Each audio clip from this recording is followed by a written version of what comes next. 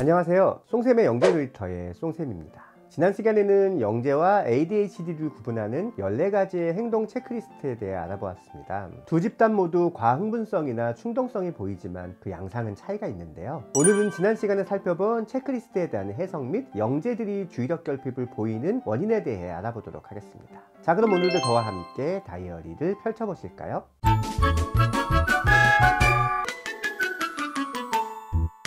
앞서 말씀드린 것처럼 영재와 ADHD는 과흥분성이나 충동성을 보인다는 점에서 비슷합니다. 다만 이러한 과흥분성이나 충동성에 대한 분명한 목적이나 의도가 보이는지 여부에 따라 둘을 구분할 수 있습니다. 자신의 행동에 대한 나름의 이유가 있고 그러한 이유를 타인에게 적극적으로 어필한다는 점에서 차이가 있지요. 타인에게 주목을 받고 싶었다거나 좋아하는 행동이나 활동을 좀 더 오래 하고 싶었다거나 타인에게 내가 아는 것을 알려주고 싶었다거나 등등의 이유입니다. 높은 에너지나 의욕을 보인다는 점에서도 차이가 있습니다. 좋아하는 과제나 활동에는 문제 행동이 줄어든다거나 다양한 과제를 동시에 진행하는 것을 선호한다거나 한번 손 놓은 과제를 하더라도 미련이 남아 다시 쳐다본다는 것도 이러한 높은 에너지에서 비롯된 행동이지요. 그렇기 때문에 같은 과흥분성이나 충동성이라 하더라도 영재의 경우에는 이를 조절하거나 완화시킬 가능성이 높습니다. 기본적으로 영재들은 높은 과제 집착력을 지니고 있기 때문이지요.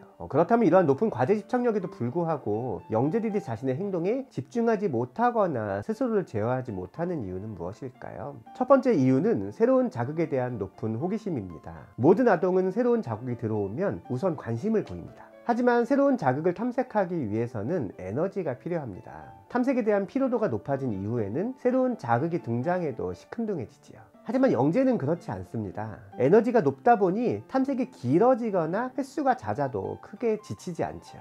그러다 보니 새로운 자극이 들어올 때마다 집중의 포커스가 자꾸 이동합니다. 이것이 주의력을 떨어뜨리는 요소로 작용하는 것이지요. 그러므로 영재들에게는 기존의 것과 판이하게 다른 자극을 새롭게 주는 것은 집중력 향상에 오히려 방해가 될 수 있습니다. 두 번째 이유는 부적절한 교육과정과 학습 속도입니다. 보통 집중력이 흐트러지는 경우는 학습이나 활동이 틀에 박히거나 지루할 때입니다. 영재들은 지루함을 견디지 못하기 때문에 딴청을 피우거나 학습을 거부하곤 합니다. 새로운 집중거리가 없나 주변을 계속 기웃거리거나 교사가 제시한 학습을 자기 입맛대로 바꾸어 진행하려고 할 것입니다.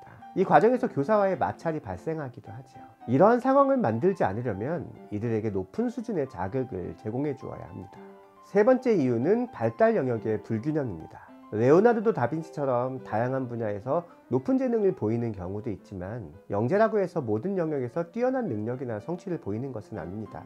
자신의 주종목이 따로 있는 것이지요. 그러므로 어떠한 영역에서는 오히려 일반 아동보다도 성취가 떨어질 수 있습니다.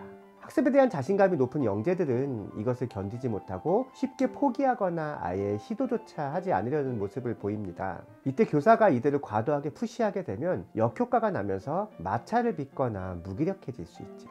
네 번째 이유는 영재의 재능에 대한 성인의 잘못된 반응입니다.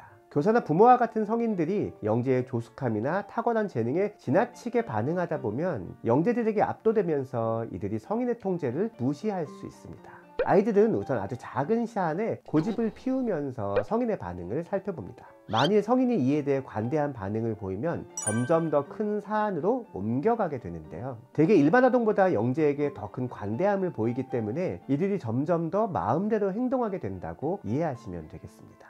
그렇다면 ADHD와 영재성을 모두 지니고 있는 아동들의 부모는 이들을 어떻게 양육하고 있을까요? 우선 대부분의 부모들은 이들의 영재성을 먼저 인지하고 ADHD 성향은 한참 후에나 인지했습니다. 이는 ADHD 성향이 영재성에 가려져 제대로 진단되지 못할 가능성이 높음을 시사합니다. 뛰어난 아이에서 문제가 있는 아이로 평가가 달라지는 것에 대한 두려움도 이러한 현상에 한몫했을 테지요. 그러므로 영재를 둔 부모는 아이의 산만함이나 부적절한 행동을 영재성에 기인한 불가피함으로 가볍게 여겨서는 안 되겠습니다. 일반 ADHD 아동의 부모에 비해 치료나 교정에 적극적인 모습을 보이기도 합니다. 처음에는 영재성을 좀 더 자극하면 ADHD 성향이 다소 누그러질 것이라 생각합니다. 아이의 재능에 대한 기대를 놓지 못하는 것이지요. 하지만 이내 상황을 받아들이고 자녀의 치료에 적극적인 모습을 보입니다. 약물 치료나 사회성 치료와 같은 방법을 선택하는 경우도 일반 아동보다 높다는 연구 결과가 있지요. 다행스러운 점은 일반 ADHD에 비해 ADHD 영재는 치료나 교정에 의한 증상의 완화가 높다는 점입니다. 여기에는 아무래도 이들의 높은 지적 능력이 매개로 작용한 것이 아닐까 하는 생각이 드네요. 지금까지 영재 다이어리의 송쌤이었습니다.